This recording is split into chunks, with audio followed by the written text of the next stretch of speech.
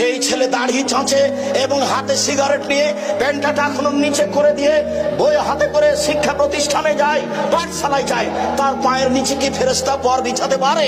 যে মেয়ে নগ্ন পোশাক পরে আস্কারা মাস্কারা চোখে মুখে লাগিয়ে রং মেখে একজন পতিতালয়ের মেয়ে সেজে নখে নেইল পালিশ দিয়ে লম্বা লম্বা নখ রেখে ভুরু চিকন করে রাস্তায় চলে বিদ্যার নামে, তার পায়ের নিচে কি ফেরেশতা পর বিছায়? তাহলে রাসূল সাল্লাল্লাহু আলাইহি ওয়াসাল্লাম যে বললেন, পৃথিবীর মানুষ শুনে রেখো, নিশ্চয় ফেরেশতাগণ যারা বিদ্যা অর্জন করে তাদের পায়ের নিচে পর বিছায়। তাহলে সেই বিদ্যা কোন বিদ্যা? শুধু তাই নয়, মুহাম্মদ সাল্লাল্লাহু আলাইহি ওয়াসাল্লাম আরো বলেন, মনে রাখো পৃথিবীর মানুষ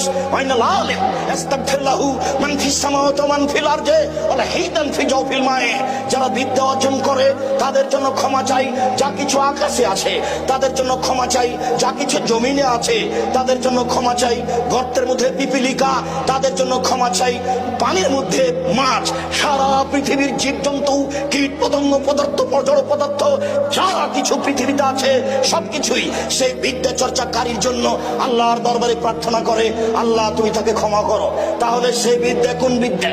যে বিদ্যা দাড়ি চাচা শিখায়, যে বিদ্যা ধোঁকাবাজি শিখায়, যে বিদ্যা প্রতারণা শিখায়, যে বিদ্যা ফাঁকিবাজি শিখায়, যে বিদ্যা আল্লাহকে অস্বীকার করা শিখায়, সেই বিদ্যা কি এই বিদ্যা?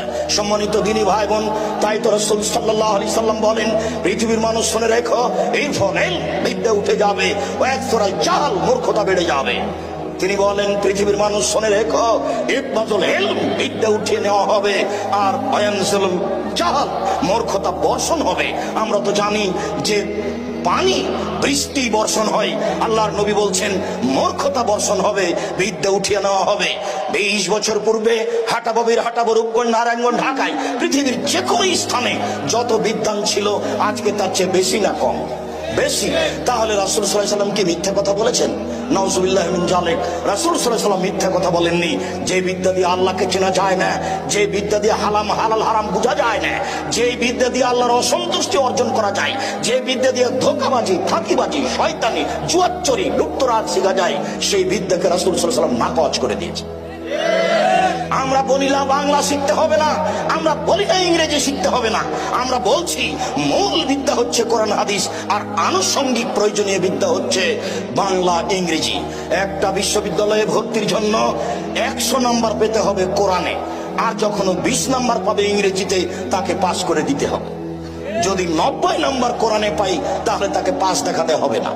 একটা বিশ্ববিদ্যালয়ে শিক্ষক আছেন যিনি ইংরেজি পড়াচ্ছেন, তার বেতন হবে 40,000, যিনি কোরআন পড়াচ্ছেন তার বেতন হতে হবে 1 লক্ষ।